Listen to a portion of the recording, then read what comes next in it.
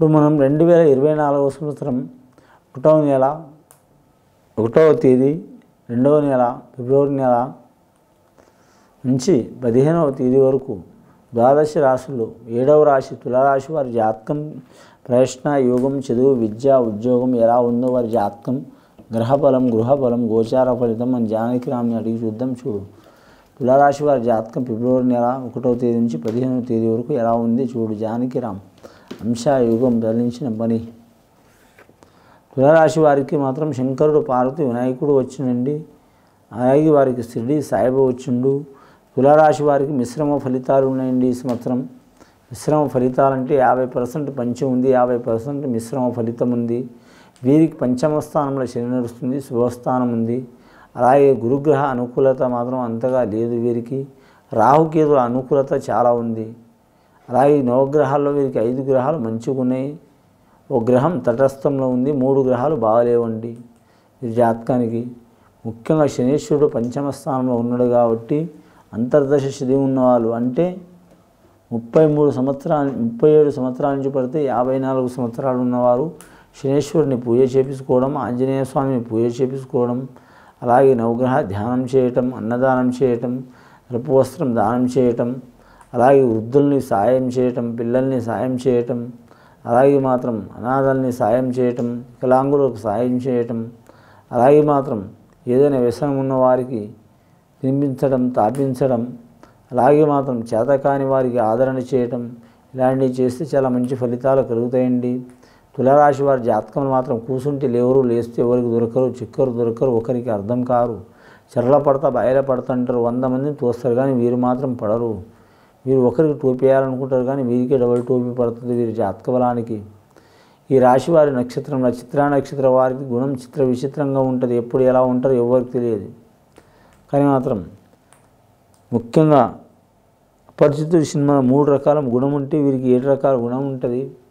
దశావతార గుణం ఉంటుంది, అంశబలం భారీ ఉంటుంది. గొప్ప గొప్ప కళాకారులు, విద్యాకారులు, మేధావులు, రాజకీయ నాయకులు తులారాశి వర్గంలో పుట్టిన వారై ఉంటారు.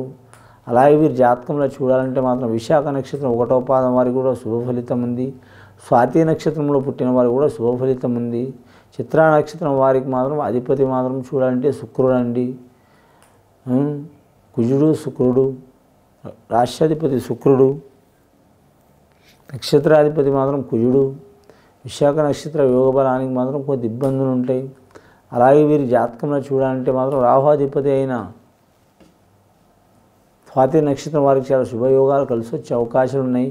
వీరి జీవితం స్త్రీల నుంచి బాగుపడటం లేదా ఆడవారి నుంచి చెడిపోవటం, ఈ 2 సంఘటనలు ఖచ్చితంగా జరుగుతాయండి. ప్రేమించిన వారు కావచ్చు, పెళ్లి చేసుకున్న వారు కావచ్చు, కన్నవారు కావచ్చు, స్నేహితులు కావచ్చు, సన్నిహితులు కావచ్చు, అసలు వారితో సంబంధం లేని వారు కూడా కావచ్చు. వీరికి స్త్రీ విరోధం చాలా ఉంటుందండి. ఈ ఒక్క విషయాన్ని వీరు నిర్లక్ష్యం చేయకుండా పాటిస్తే వీరి జీవితం చాలా సాఫీగా జరిగిపోయే అవకాశం ఉంటుంది. 15 రోజులు వీరి జాతకానికి ఆవేశం ఎక్కువ, వెనక ముందు ఆలోచన చేయరు.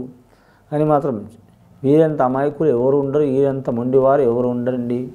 నమ్మితే ప్రాణమిస్తారు, నమ్మకపోతే వస్తుంటే నీళ్లు కూడా పోయారు. కఠినమైన స్వభావం ఉంటుంది. వీరికి 2 లక్షణాలు ఉంటాయండి. నీటి గుణం ఉంటుంది, అలాగే అగ్నిగుణం ఉంటుంది, వాయుగుణం ఉంటుంది. 3 లక్షణాలు ఉంటాయి. వీరి జాతకంలో చూడాలంటే విదేశానం ఏ దేశం ఏ రాష్ట్రం వెళ్ళాలనుకునే వారికి తిరుగు ఉండదు. అలాగే వ్యాపారం చేయాలనుకునే వారికి జాయింట్ వ్యాపారం కలిసి వస్తుంది. తులారాశి అంటేనే తూకం లేనిది మనం ఏం బరువు వేయలేం, ఏ వ్యాపారం చేయలేం. కానీ మాత్రం వీరి జాతకానికి చూడాలంటే మాత్రం ఏ వ్యాపారం చేసినా కలిసి వస్తుంది. వీరికి వస్త్రాలకు సంబంధించిన వ్యాపారంలో తిరుగు ఉండదు.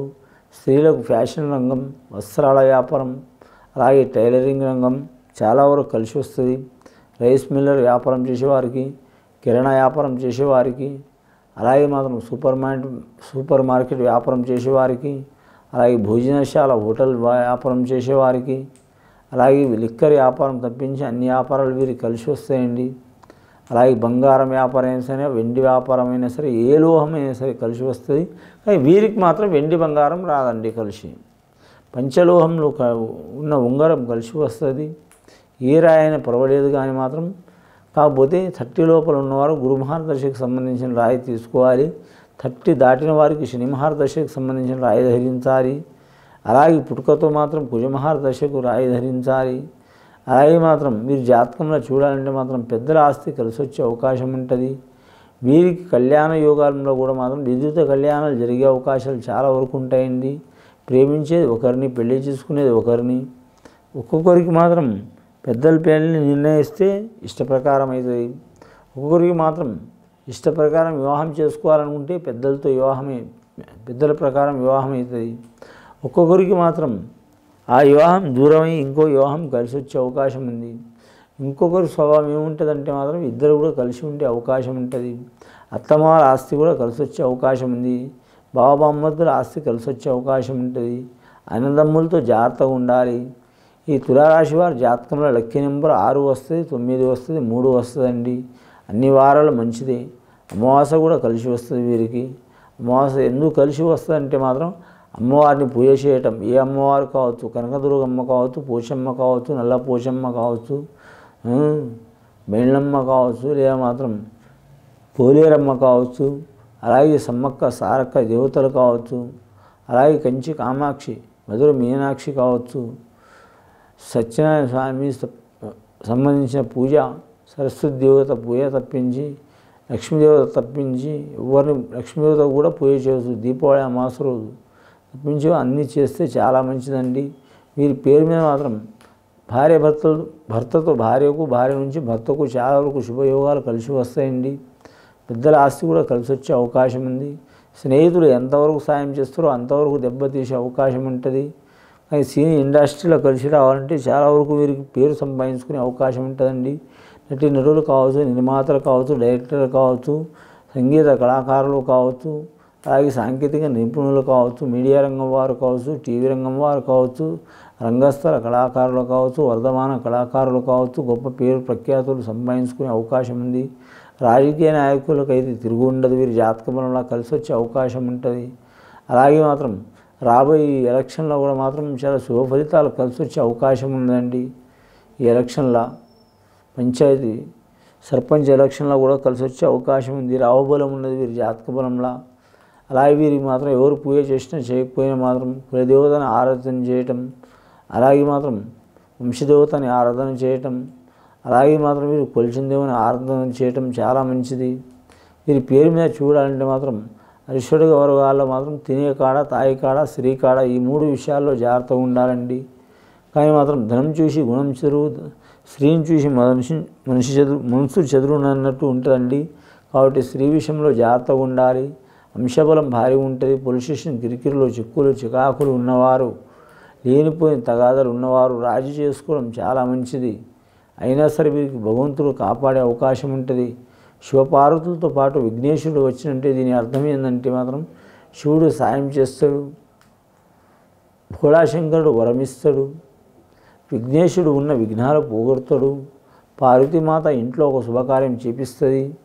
మీరు మాత్రం సబ్కా మాలిక్ ఏక అన్నట్టు షిరిడీ సాయిబాబా లెక్క మాత్రం అందరితో పాటు మాత్రం మీరు కూడా ఓపికతో ఉంటే మాత్రం మీకు తిరుగు ఉండదని అర్థమండి. గురు శుక్ర మంగళవారం చాలా మంచిది. మీ జాతకంలో చూడాలంటే మాత్రం వ్యాపార వ్యవస్థలో కూడా కలిసి వచ్చే అవకాశం ఉంది. నిరుద్యోగులు శుభవార్త వినే అవకాశం ఉంది. ఇది విని చూసి ఆచరించే వారికి తులారాశి వారికి చాలా వరకు గొప్ప ఫలితాలు కలుగుతాయండి. శుభం భూయాత్.